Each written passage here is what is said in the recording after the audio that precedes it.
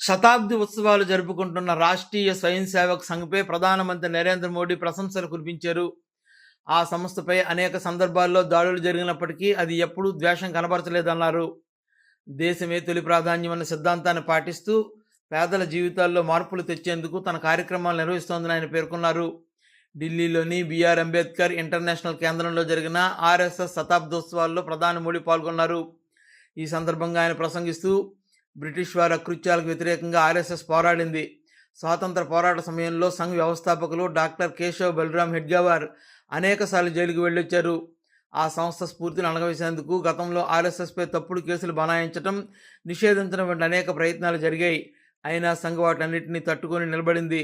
విద్యా, వైద్య రంగాలతో పాటు రైతులకు అనేక విధాలుగా సంఘ్ సేవలు అందిస్తోంది. దేశ సంస్కృతి, సంప్రదాయాల పరిరక్షణకు నిరంతరం కృషి చేస్తుంది. దేశంలో ఎమర్జెన్సీ విధించిన సమయంలో దాన్ని వ్యతిరేకిస్తూ స్వయం సేవకులు చేసిన పోరాటం ఎనలేనిదని ప్రధాని మోడీ పేర్కొన్నారు. ఆర్ఎస్ఎస్ శతాబ్దోత్సవాల నేపథ్యంలో ఆ సంస్థ పేరిట ప్రత్యేక తపాలా బిళ్లను ప్రధాని మోడీ విడుదల చేశారు. స్మారక 100 రూపాయల నాణ్యాన్ని కూడా ఆవిష్కరించారు.